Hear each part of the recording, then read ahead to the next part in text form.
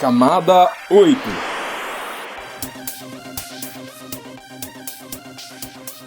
Olá, querido ouvinte, seja bem-vindo a mais um episódio do Camada 8, seu podcast sobre infraestrutura da internet, redes e tecnologia. Eu sou Eduardo Barazal Morales. E eu sou Antônio Marcos Moreiras. E o tema do programa hoje é o empreendedorismo na área de redes. Esse é o segundo episódio do nosso novo quadro, o Fluxo Empreendedor. Hoje nós vamos fazer um pequeno bate-papo sobre o mercado de CDNs, as Content Delivery Networks.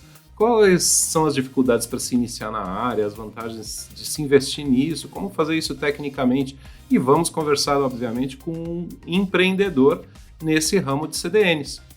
Mas antes de irmos para a conversa, eu gostaria de pedir para você, ouvinte, se inscrever nos nossos canais do NIC.br e compartilhar os episódios do Camada 8. E para aqueles que escutam via Spotify, eu gostaria de pedir para clicarem no sininho, para receberem notificações dos novos episódios. Bom, o entrevistado de hoje é o Guilherme da GoCash.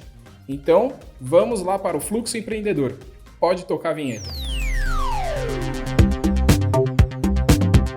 Fluxo Empreendedor.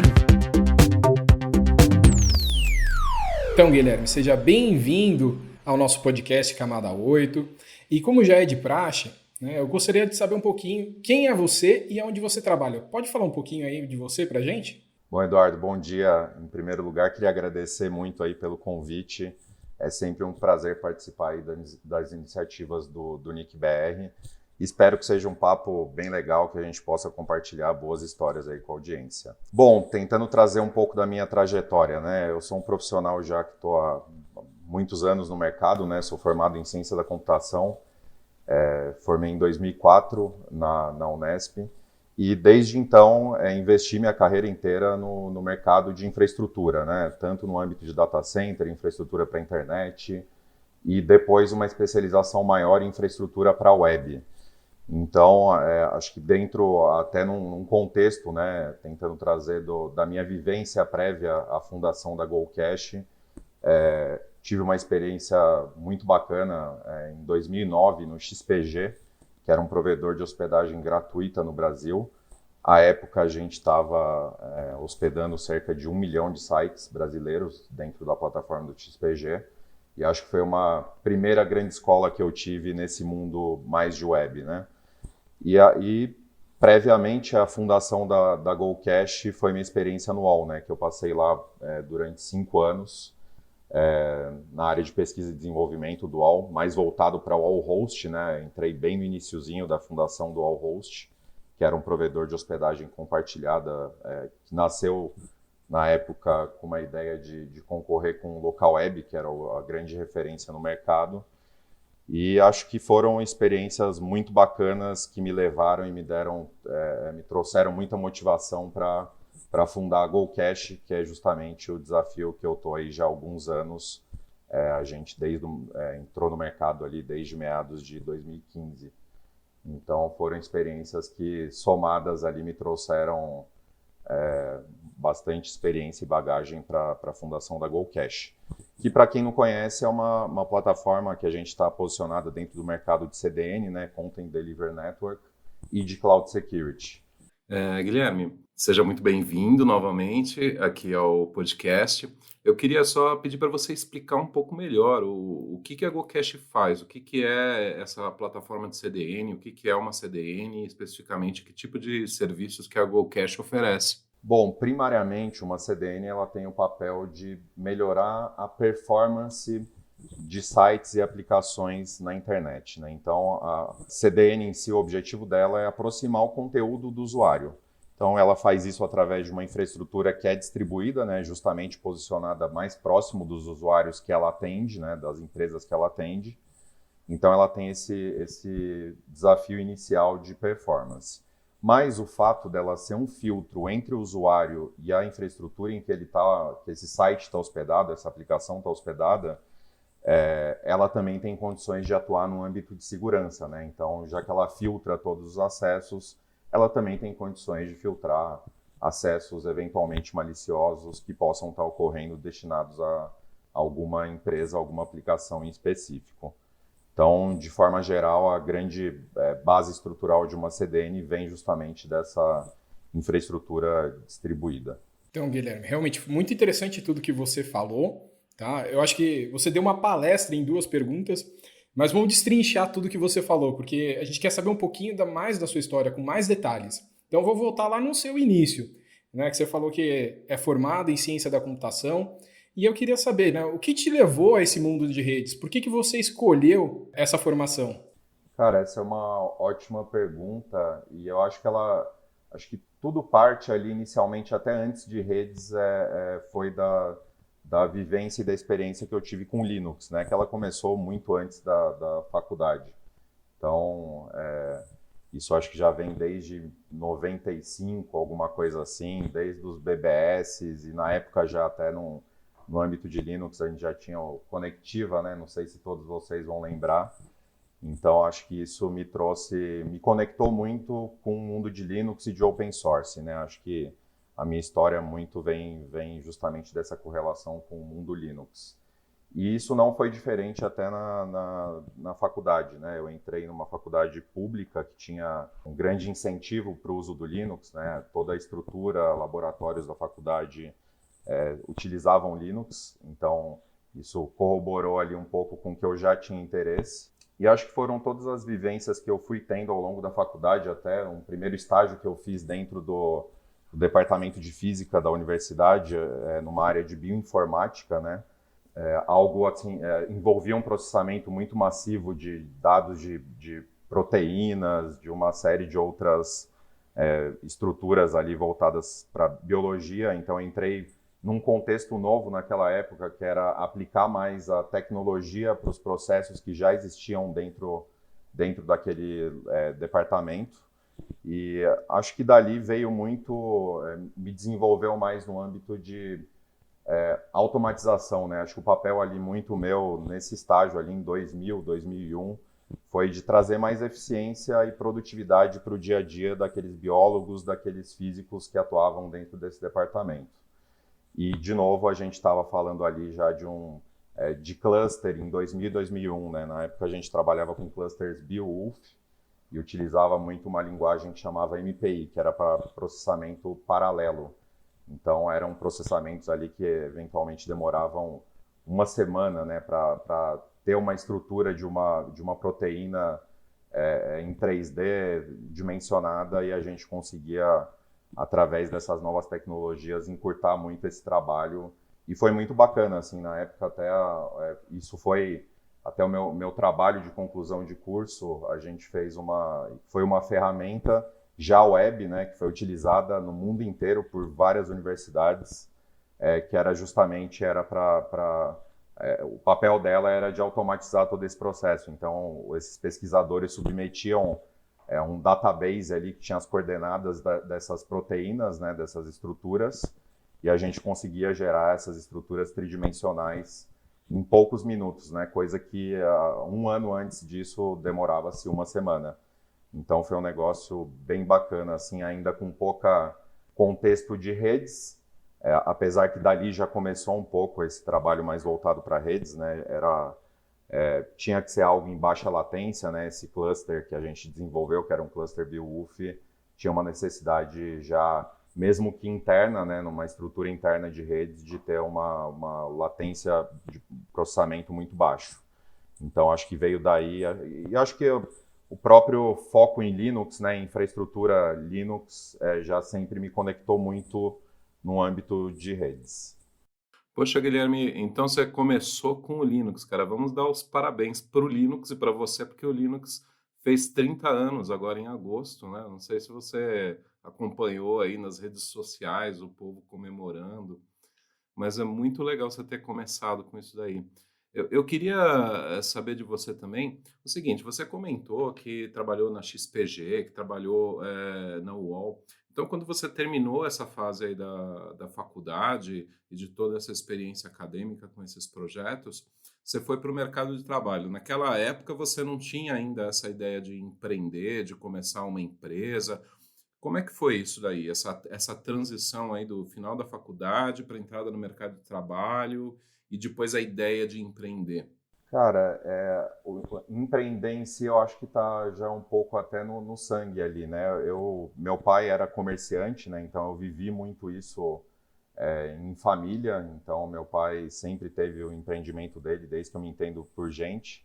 Eu acho que no final das contas isso foi uma grande motivação. Então eu com 8, 9 anos aprendendo a mexer em computador já ajudava ele em várias coisas no comércio que ele tinha, né? Então apesar de ter sido algo que trouxe para a consciência muito tempo depois, eu acho que essa base, essa vivência que eu tive em família, de fato me moldou com um perfil mais empreendedor.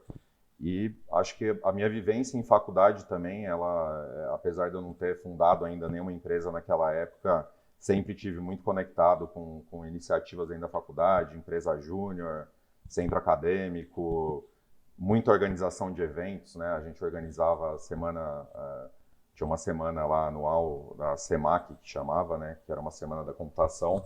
Então, sempre tive muito conectado com essas iniciativas, mesmo antes de ter uma empresa de fato. Mas eu acho que o mercado ali, eu sempre vivi muito as oportunidades que eu passei, as empresas, sempre busquei desbravar ali as dificuldades em todos os terrenos que eu passei, né? Então acho que foi uma formação, né? Até de fato eu consegui fundar a GoCash. Tive algumas iniciativas anteriormente, mas foram muito curtas, né? E vocês devem conhecer bem aí desse mundo. Tentei empreender com VoIP, isso em 2007. E VoIP era um terreno, era uma zona bem cinzenta, né? Era um mercado pouco regulado, tinha muito aventureiro envolvido. Então foi algo que ali durou seus 6 meses, 1 ano, e a gente não conseguiu escalar o negócio justamente por um ecossistema que tinha muito aventureiro, né? No fundo, promessas não cumpridas. A gente que atuava ali numa venda de VoIP em wholesale, a gente era um mercado muito orientado a preço, né? Então, quem entregava a preço era justamente quem prometia e acabava não conseguindo entregar na escala. Então a gente falhou ali naquela época, em 2007, e só voltei a empreender aí com o GoCash, iniciando em 2013, né? Que história de vida, né? Eu fiquei até imaginando que você estava falando que estava estudando proteínas, né? Quem sabe podia ter ajudado na questão das proteínas aí do coronavírus, né? Então a gente perdeu ali um grande cientista que talvez pudesse ter ajudado a humanidade para ter o GoCash. Não, foi uma troca justa, né? Pô, com certeza. Mas voltando aí, você tá falando que você empreendeu com o VoIP e não deu certo, né? Porque você achava que era um mercado assim muito saturado, né? Que muita gente já estava atuando e por isso era uma competição de preços, né? Certo? Exatamente. Mas e aonde entrou a parte de que você estava trabalhando também nas empresas? Foi antes, depois? Foi concomitante? Você diz antes de GoCash? Eu não entendi a pergunta, desculpa. Sim, você falou que estava empreendendo com o VoIP. Né? Mas esse empreendimento com VoIP foi numa empresa sua ou foi com colegas seus? Foi numa empresa minha com outras pessoas, né? Eram eu e mais 2 pessoas nessa época. E aí você foi para a UOL depois ou antes disso? Eu fui para a UOL depois. Acho que logo depois dessa iniciativa com o VoIP, foi a minha ida para o XPG. Isso foi em 2009. Foi no XPG e eu diria que foi uma escola muito grande até no âmbito de empreendimento, né? O fundador do XPG era o Caio Mário Paes de Andrade, que é um empreendedor serial, já teve muitas empresas. Ele era o fundador do HPG, isso no início de 2000, né? Também não sei se vocês vão lembrar. Que era um provedor também de hospedagem gratuita que foi vendido para o IG em 2002. Então eu vivenciei muito ali um cenário de empreendedorismo trabalhando junto com o Caio. Eu acho que isso também foi uma grande escola para mim ali, de entender um pouco mais desse mundo. Mas deixa eu fazer uma pergunta, que aí eu fiquei um pouquinho confuso. Você começou empreendendo, aí você se frustrou e aí você decidiu trabalhar no mercado, assim como um profissional normal. Na verdade, a iniciativa com o VoIP, acho que foi justamente bebendo um pouco de uma fonte anterior que eu tive trabalhando na Telium Networks, que vocês devem conhecer. Então, tá escondendo o jogo? Se eu for contar todas aqui, a gente vai ter um podcast de 2 horas. Mas eu tive uma passagem bem legal com a Telium, né? Aliás, foi a primeira empresa que eu trabalhei em São Paulo depois de voltar da faculdade. E sou muito contente por essa experiência também. Foram 2 anos e meio de Telium. e um trabalho bem diverso, né, com um propósito principal de atuar mais no âmbito de infraestrutura Linux, mas tudo que estava em volta, né? Então ali já tive muita vivência também atuando lado a lado com redes, alguns projetos mais relevantes de interconexão entre filiais, de empresas, e nesse meio entrou o VoIP também, né? Naquela época era algo que a Telium tinha um bom renome em Brasil e estava fazendo um ótimo trabalho. Então a ideia de empreender com VoIP veio justamente depois da minha saída da Telium, mas que durou muito pouco, né? Foram profissionais que inclusive estavam lá na época e a gente tentou explorar esse mercado de wholesale e acabou que por todas essas circunstâncias, até do próprio mercado, né? De novo, eram muitos aventureiros ali fazendo a coisa da pior forma possível, prometendo preço e não conseguindo entregar o que eles se comprometiam em fazer. Então, foi uma passagem bem rápida ali que, logo depois disso, foi a minha entrada no XPG, né? Guilherme, você tem uma trajetória bem legal, mas deixa eu ver se eu entendi uma coisa aqui. Logo que você saiu da faculdade, você foi trabalhar no mercado. E pelo que você contou para a gente, foram experiências assim bem legais que você teve no mercado. E apesar de você ter falado aí do exemplo do seu pai, né, dessa vontade de empreender aí já de berço, eu fico aqui pensando, cara, como que você não se acomodou no mercado de trabalho? Porque parece que você teve experiências boas nessas empresas legais, empresas grandes, algumas ao estilo mais de startup, eu imagino, como essa XPG. Como que você não acabou ficando lá? O que ainda te fez querer fazer alguma coisa própria, assim? Cara, ótima pergunta, Moreiras. E aí, se a gente começa a resgatar um pouco o histórico, né? Até outra que eu não tinha comentado, que foi meu primeiro trabalho depois desse estágio dentro do departamento de física, que foi na Cisper, que era uma empresa de serviços no interior de São Paulo. E eu tive uma passagem lá também de 1 ano e meio, mais ou menos. Lá teve também, trabalhei muito com VoIP, infraestrutura Linux, hospedagem, conectividade ponto a ponto entre empresas através de wireless. Então, fiz um pouco de tudo ali, né? E logo depois da minha saída de Cisper, eu ia sair, até o próprio fundador me propôs de eu montar uma empresa para prestar serviço para ele. Então, acho que se eu faço um resgate histórico, depois de cada experiência que eu tive no mercado, sempre tive uma oportunidade de empreender. E eu acho que muito que me levou ainda a continuar no mercado, né, antes de fato estruturar uma empresa como a GoCash, foi ainda talvez de não sentir que eu estava maduro o suficiente para aquilo, né? Então, essa empresa, logo depois de Cisper, do jeito que a gente abriu, a gente fechou. Então, acabou que pelo modelo que foi estruturado, não ia fazer sentido para quem estava nessa empresa. Depois desse encerramento, eu entrei para a Telium. Então, foi a minha primeira experiência em São Paulo, né? Que a gente sabe, né, que é o grande polo de tecnologia no Brasil. Então, tinha esse interesse ainda de viver um pouco o mercado em São Paulo antes de qualquer outra iniciativa. E aí a coisa vai, né? Depois de Telium, eu tentei iniciar algo no meio de VoIP, também não deu certo. Depois entrei no XPG e vivenciei muito empreendedorismo, era algo que estava muito próximo de mim, né? Pelo contato próximo com o Caio, que eu tinha na época. E aí, isso eu acho que foi a grande abertura de olhos para as oportunidades que eu poderia ter no futuro. Mas ainda assim, eu achava que faltava algo, sabe? Eu achava que ainda faltava uma vivência numa empresa de um porte maior, que foi o caso do UOL. E foi o que aconteceu. Depois do XPG, eu acabei saindo de lá para entrar no UOL. E acho que foi importante para a minha formação mesmo como profissional, trabalhar numa estrutura maior e entender como as coisas funcionavam, né? E com bons padrões, né? Acho que foi super importante essa passagem por UOL antes de fundar a GoCash.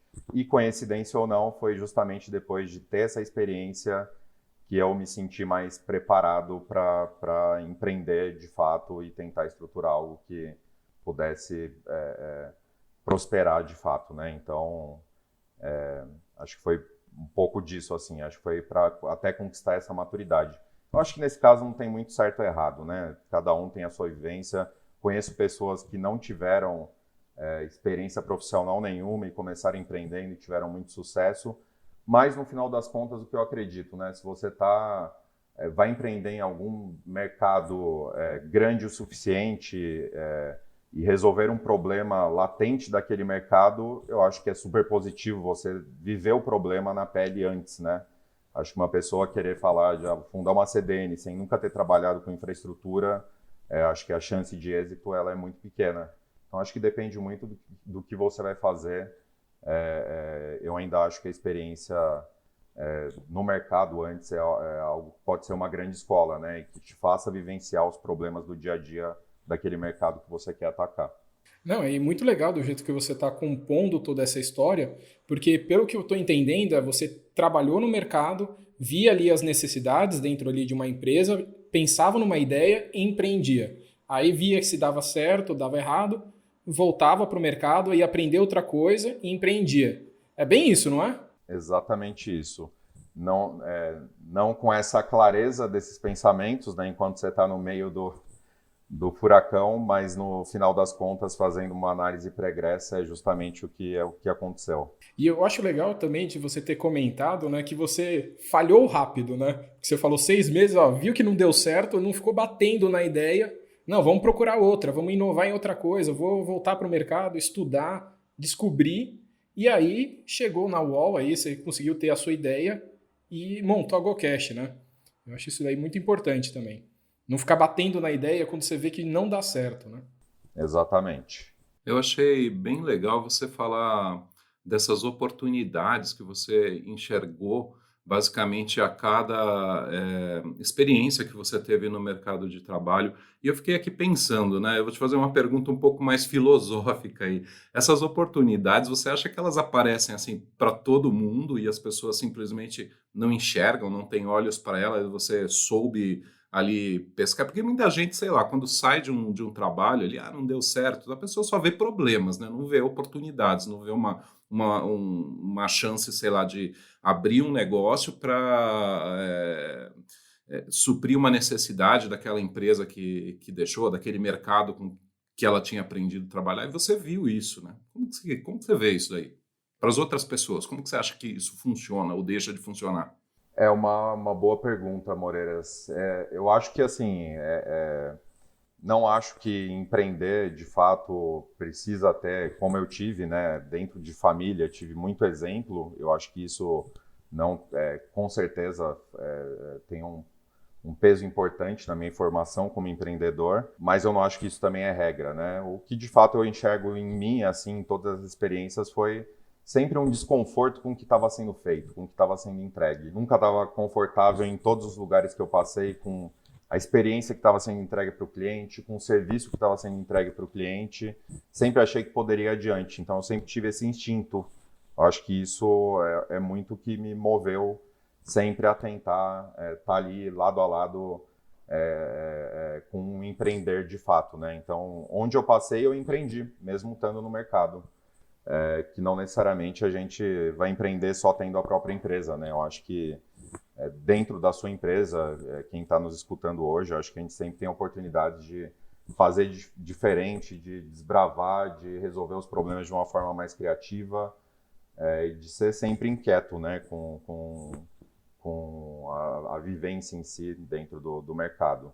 Cara, muito fantástico isso. Então você estava insatisfeito de como as coisas estavam andando, como os clientes estavam sendo tratados, e daí, em vez de você ficar só reclamando ali, você foi e tentou resolver isso de vários jeitos diferentes, de várias formas diferentes, com várias empresas diferentes. Uma postura muito legal. Acho que muito para a gente aprender, para os nossos ouvintes aprenderem aqui também com isso. Exatamente. E foi daí a ideia de GoCash, né? Acho que esse incômodo, eu vivi ele em escala dentro do UOL, né? Naquela época eu estava atuando numa área de pesquisa e desenvolvimento à frente da evolução do produto de hospedagem de sites do UOL e com uma base ali próxima de 200 mil clientes.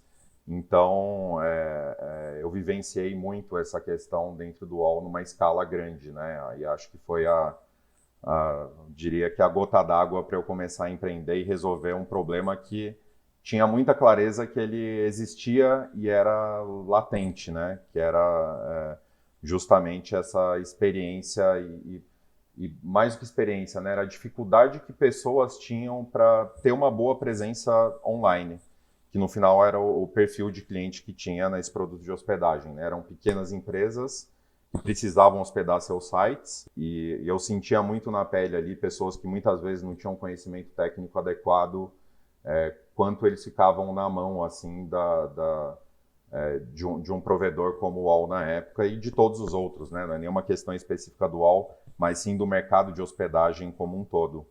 Então, foi vivenciando os problemas do dia a dia dessas pessoas que eu enxerguei uma grande oportunidade em resolver esse problema, e uma das formas de resolver esse problema seria através de uma plataforma CDN como que a gente construiu. Tá, mas aí eu vou te cutucar um pouquinho, que eu queria saber, porque você falou de intraempreendedorismo, né, de você empreender dentro da empresa, de ver ali a necessidade da empresa e tentar ajudar ela. E depois de montar a sua própria empresa. Você disse que trabalhou na empresa, identificou o problema, mas você chegou a mostrar esse problema para os diretores, gestores, eles não aceitaram a ideia e daí você montou a sua? Ou foi algum outro processo? Na verdade, assim, é uma grande dificuldade, né? Em primeiro lugar, lidar com essa escala e uma base tão grande de clientes para algo que é de missão crítica, né? Como um provedor de hospedagem. Então, isso era latente para todos, mas resolver esse problema não era algo simples. Eu digo, a gente até teve um bom caminho de evolução, mesmo antes de qualquer ideia minha de empreender na GoCash, que foi justamente para o modelo de Cloud Web Hosting, né, que tinha um propósito de dar uma garantia um pouco maior na disponibilidade dos serviços no que era entregue para o cliente final. Porque o modelo ali que foi carregado desde o início de 2000, né, a nível global de hospedagem, era um cenário que a infraestrutura entregue ela acabava não tendo uma boa alta disponibilidade, né, basicamente era ele eleger um conjunto de clientes, 1.000 clientes por servidor, e aí o que acontecia? Se um cliente tivesse uma sobrecarga, ele afetava os outros 999, e isso gerava um grande problema em torno da experiência entregue para os clientes, e isso resvalava numa central de atendimento, numa questão mais operacional.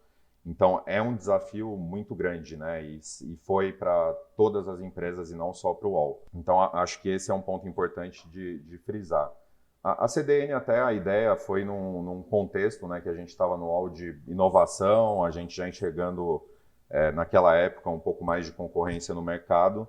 Inclusive, foi uma ideia que eu trouxe para eles na época, né, como uma forma de melhorar essa experiência desses clientes. Porque que acontecia? Às vezes, um cliente ali que ele precisava ter um site, contratava hospedagem, instalava um WordPress, por exemplo, instalava um monte de plugin naquele WordPress e pronto, ele tinha um site lento mesmo sem ter audiência. E ele não tinha a menor ideia do porquê que aquela lentidão estava acontecendo. E eu justamente enxerguei a ideia de CDN, que não era algo novo para mim eu já vinha acompanhando até Cloudflare desde 2009, né, da fundação dela, Fastly desde 2011, e enxerguei ali que daria para fazer algo diferencial, mesmo diferente até do que elas estavam fazendo na época, né, que era partir para uma abordagem até mais de cachear o conteúdo dinâmico da aplicação e não só as imagens, os arquivos mais estáticos. E a partir do momento que tivesse condições de fazer cache desse conteúdo dinâmico, esse problema de performance ele desapareceria. Então, mesmo o cliente sem conhecimento técnico, que não iria usar da melhor prática possível para aquela hospedagem dele, para aquela aplicação, ele tendo uma camada superior, né, acima da hospedagem, para fazer cache desse conteúdo, resolveria o problema de performance, resolveria o problema de disponibilidade também, porque tem a sua boa correlação com performance, né? Então, essa foi uma ideia que eu trouxe, mas ainda com pouco aprofundamento, e ela acabou que não foi priorizada naquele momento, e acho que essa foi o grande momento ali de virada de chave, de eu enxergar a dimensão desse problema e resolver, dedicar todas as minhas energias para resolvê-lo. Então, o início da GoCash aconteceu justamente nesse momento. Poxa, Guilherme, a gente está aqui, eu acho que há quase uma meia hora falando de você e das suas motivações para fundar a GoCash. E um negócio que eu achei bastante interessante, em nenhum momento você falou, cara, eu vou fundar a GoCash para, sei lá, ficar rico, ou vou fundar a GoCash para alguma coisa, tipo assim, Nada foi por Guilherme, tudo que você falou até agora, eu vou satisfazer uma necessidade do cliente, o cliente não está sendo bem atendido, eu preciso fazer o site do cliente ficar mais rápido. Nossa, muito legal ver isso, quer dizer, ver a sua preocupação, a preocupação da empresa, né?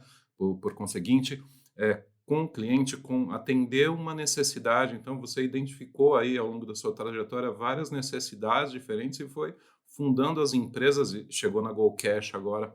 Eu achei isso fantástico, nossa, muito, muito legal, assim, parece que confirma quando a gente lê aqueles livros de empreendedorismo, de desenvolvimento pessoal, né, do que as pessoas falam, a gente vai trazendo as pessoas para entrevistar aqui, e as pessoas que têm sucesso, que conseguem fundar empresas que dão certo e vão para frente, são as que parece que fazem aquela receitinha, né, é muito legal isso. E esse é um bom ponto, né, até se, acho que foi tanto uma obsessão em resolver problema e uma crença muito grande de que isso era possível. Porque, e acho que é esse o momento inicial que muitas pessoas que têm o desejo de empreender, elas acabam se paralisando e não seguem em frente, né? Se eu parasse para racionalizar naquela época, não tinha ainda uma bagagem sólida como empreendedor, já estava até no âmbito de UOL, né? Já tinha um cargo de gestão, mais ligado ao negócio, mas longe disso ser o suficiente na dimensão necessária para empreender e ter uma empresa. Mas se eu racionalizasse muito naquela época, ficasse olhando, isso será que vale o custo de oportunidade, do que eu vou abrir mão em estar no mercado, no que eu ganho, nos benefícios que eu tenho, vale a pena ir em frente? Essa racionalização, no geral, essa conta sempre, quem fizer muito ela vai acabar se paralisando e não vai seguir em frente.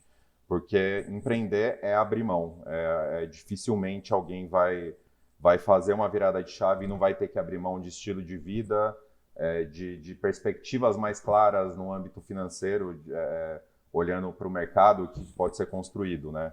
Então, eu diria que foi justamente isso, foi ficar aficionado por um problema e entregar algo melhor que o mercado não tinha antes de qualquer outra ideia de ficar rico, de estar super seguro que vai dar certo, né? Essa segurança, ela demora para vir. Então, você comentou, né, que você conseguiu a sua ideia lá na UOL, você chegou a mostrar lá para os diretores, mas ela não estava tão estruturada, a UOL não conseguia implementar de maneira rápida, e você falou assim, não, isso é uma necessidade do meu cliente, eu gostaria muito de ajudar, eu vou empreender com essa minha ideia.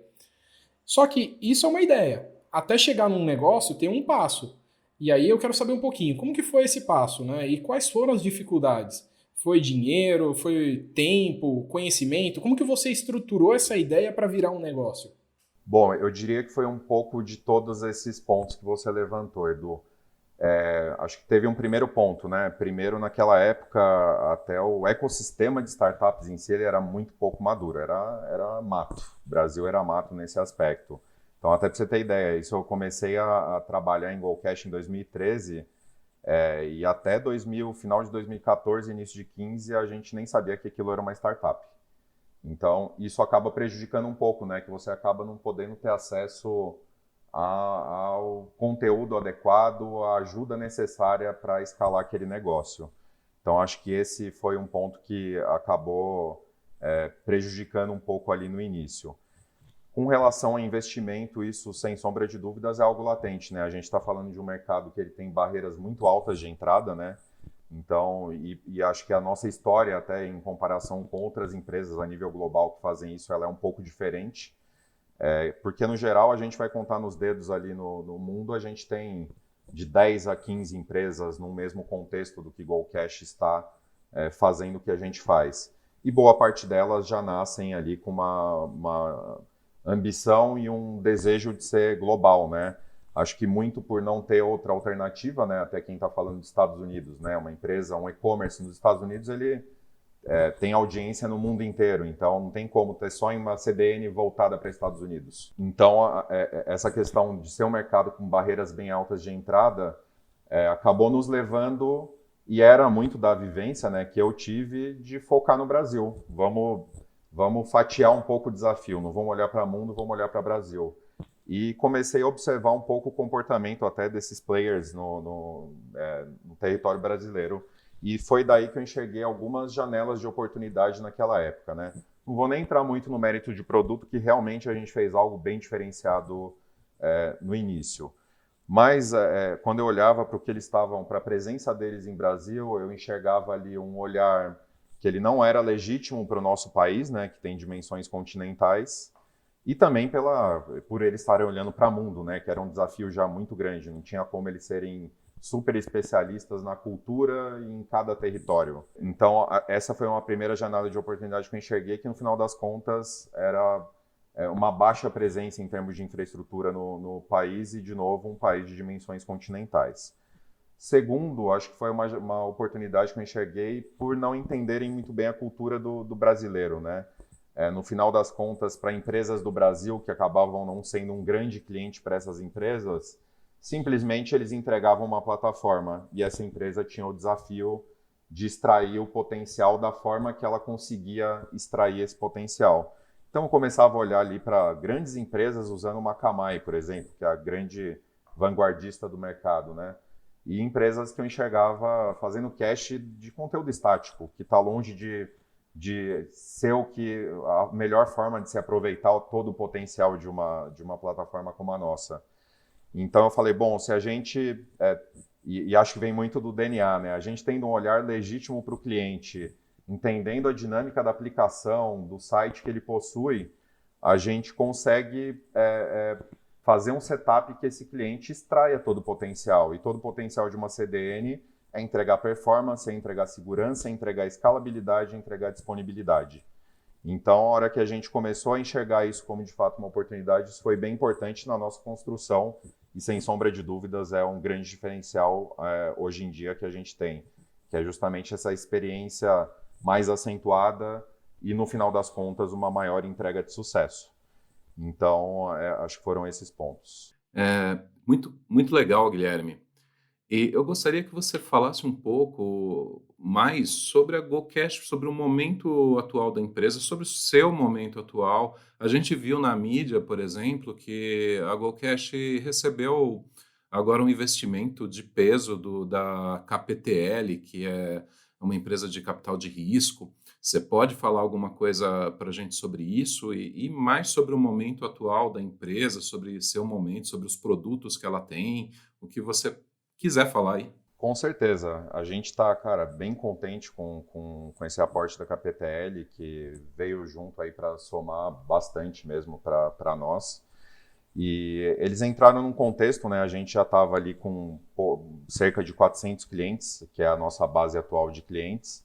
Muito clientes mais voltados ali para os segmentos de e-commerce, plataformas de e-commerce, portais de conteúdo, e com uma insurgência grande também de empresas com maior base tecnológica, né, que já estão com uma maturidade um pouco maior até numa jornada de cloud computing. E o investimento da KPTL veio num primeiro ponto ali, a gente enxergando algumas dores relacionadas especialmente à segurança no mercado brasileiro, né? Esse investimento ele tem um peso bem grande ali em a gente, numa expansão de nossos produtos e nossas capacidades no âmbito de segurança para essas aplicações e infraestruturas das empresas que a gente atende. Num outro passo, a gente vai ampliar também a nossa distribuição através de canais, né, que são os MSS e os MSPs. Então, tem um trabalho bem forte no âmbito mais comercial para a gente conseguir ganhar mais escala numa venda mais por canais e parcerias. Mas, no final das contas, o caminho de evolução que a gente enxerga é muito de de entregar uma visibilidade, um gerenciamento mais adequado nesse âmbito de segurança e confiabilidade, em um aspecto mais geral. E muito para essas empresas que já estão nessa jornada de cloud computing e já estão com investimento um pouco mais acentuado em tecnologia. Então, a gente hoje olhando para o mundo, né, não preciso nem entrar muito no detalhe, mas a maturidade do brasileiro ainda, das empresas no Brasil, com relação à segurança, ela é bem menor do que nos Estados Unidos, por exemplo. E eu acho que se a gente puxa ali até o momento, questões de LGPD, regulação apertando um pouco mais, está gerando uma pressão maior no mercado como um todo em aspectos de segurança. E muito do nosso papel, até fugindo um pouco de produto e plataforma, de edge computing, etc., é de ajudar o mercado a se educar. O que a gente enxerga hoje ainda são muitas empresas cumprindo checklist. Eu preciso ter um Web Application Firewall, então ela instala esse Web Application Firewall e ela não tem a visibilidade adequada se isso realmente está protegendo todas as aplicações e eventualmente até novas aplicações que ela vem produzindo no dia a dia, com um gerenciamento também de tudo isso um pouco mais complexo.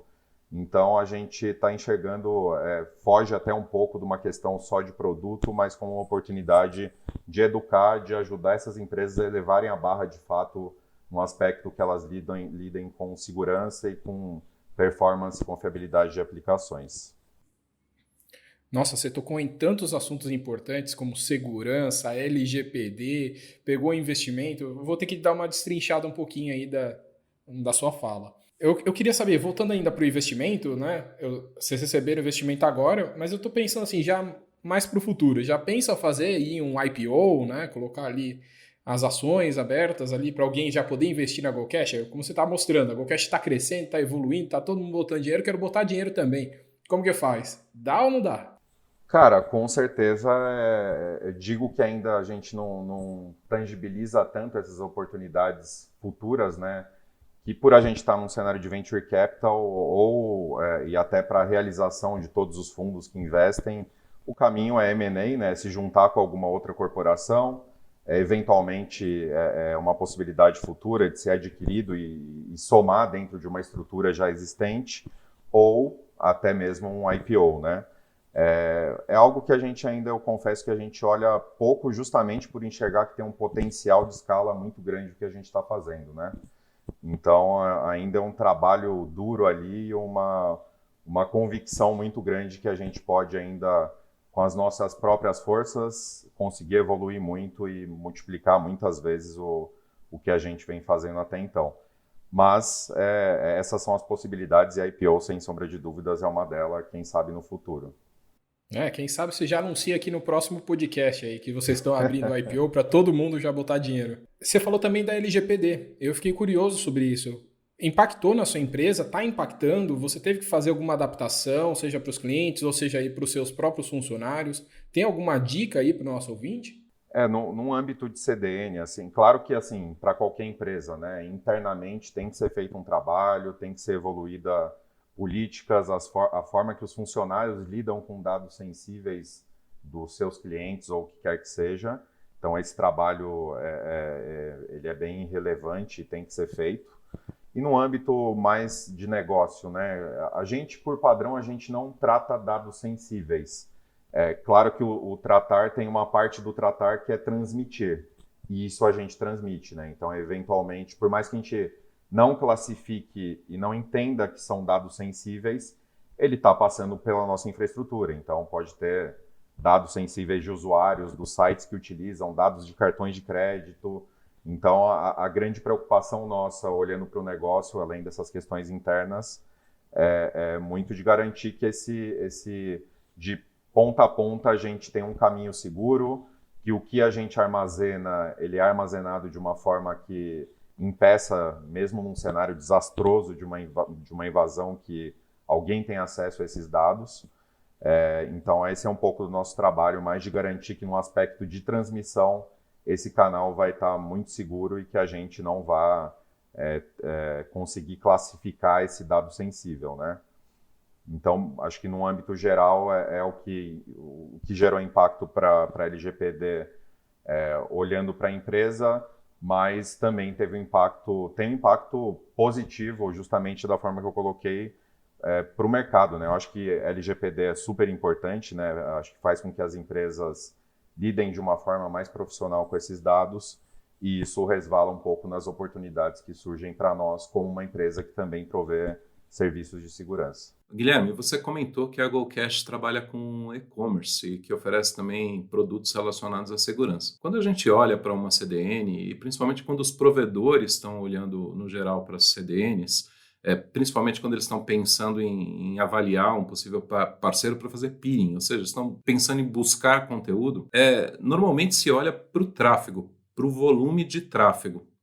Mas não é só o volume de tráfego que importa, e pegando ainda carona na minha própria pergunta aqui, complementando, A GoCache, ela tem aquele modelo de colocar servidores de cache dentro dos provedores. Como que os provedores podem fazer peering ou buscar o conteúdo e os serviços que estão na GoCache para entregar para os seus clientes? Ótima pergunta, Moreiras.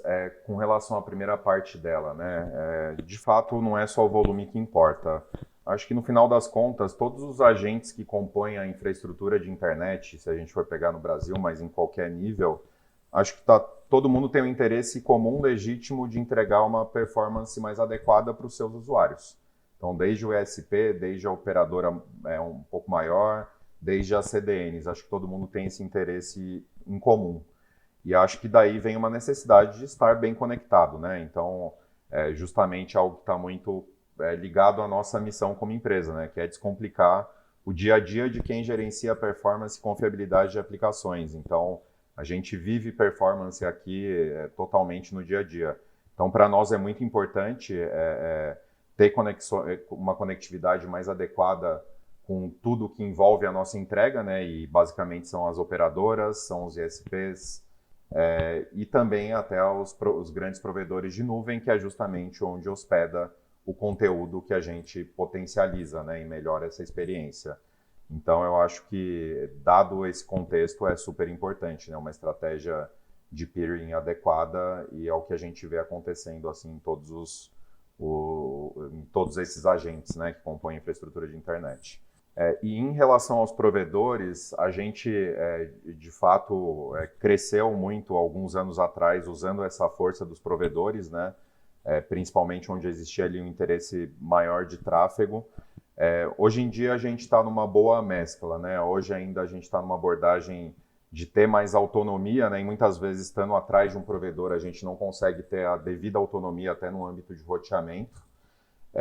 Então ainda depende muito do interesse de tráfego de um provedor para a gente se posicionar dentro dele. Hoje em dia a gente prefere justamente estar em um ambiente mais neutro, que a gente possa ter uma boa conectividade com o PTT, e dali a gente até facilita muito uma questão de peering com esses agentes locais, e no final das contas, no âmbito de performance, acho que todos cumprem bem esse objetivo. Muito interessante toda essa conversa, mas a gente já está chegando aí no final. E eu preciso fazer uma pergunta relacionada a investimento, né? Agora vocês estão com muito dinheiro, e a pergunta que não quer calar é: vocês estão contratando no momento? Estão distribuindo esse dinheiro? O que vocês levam ali em consideração contratar um novo funcionário? Já pensando ali para os nossos ouvintes. Ou, em outras palavras, aonde eu deixo meu currículo? Ótima pergunta, e bom poder divulgar um pouco desse momento, né? Acho que, de fato, é o grande desafio pós-captação, trazer as melhores pessoas para estar junto aí com a gente frente aos grandes desafios que a gente tem. Então, espero que quando seja divulgado a gente ainda tenha boas vagas aí para quem nos procure, e acredito que terá, né? A gente está nos próximos 6 meses ali tem uma abertura, um volume maior de vagas.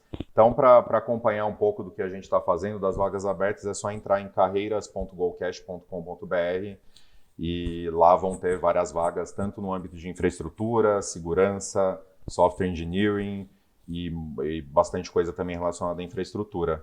Então, quem estiver nos escutando aí, vai ser um prazer receber a aplicação de vocês para essas vagas. Tudo com um salário acima de $50 mil. Acima de $50 mil é o piso. Então tá bom. Muito bom, Guilherme. A gente aprendeu muito, a entrevista foi fantástica. Eu queria te convidar para fazer qualquer comentário final que você queira, alguma dica para os nossos ouvintes, para o pessoal que quer empreender, para o pessoal que só trabalha na área, não está a fim de empreender, mas pode se beneficiar aí da sua experiência, do seu conhecimento. Que mais que você gostaria de acrescentar aí? Bom, eu diria que assim, e sempre olhando para o meu perfil, né?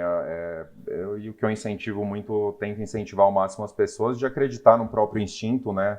Muitas vezes a gente é guiado por tudo que está em volta e acaba jogando uma pá de cal em cima do nosso instinto. Eu acho que ele tem um potencial de nos guiar muito para construir coisas muito mais grandiosas do que a gente poderia sem dar esse ouvido ao instinto. Então, acho que é a dica que eu deixo final. Então, muito obrigado aí por tudo que você passou de ensinamento para a gente, para os nossos ouvintes.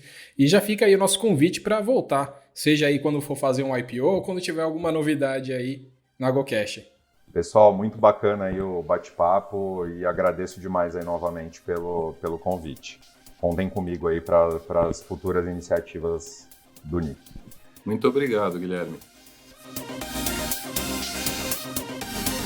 Bom, a conversa foi muito produtiva, mas estamos chegando ao final do nosso episódio. E vamos para os últimos avisos. Temos 2 turmas do curso Becob abertas. Temos a turma 17, de 8 a 12 de novembro, a turma 18, que é do dia 22 a 26 de novembro. Então vocês podem se inscrever e participar dos cursos com a gente. No dia 27 de outubro, a live Intra-Rede aprimore a eficiência do seu provedor por meio das melhores práticas operacionais. Não deixe de participar dessa live também. E no dia 6 a 12 de novembro, temos ali o evento do IETF, o IETF 112. Para aqueles que quiserem se inscrever, fique à vontade também. Sugestões de temas, dúvidas, elogios e críticas construtivas, mandem e-mail para cursoseptro@nic.br.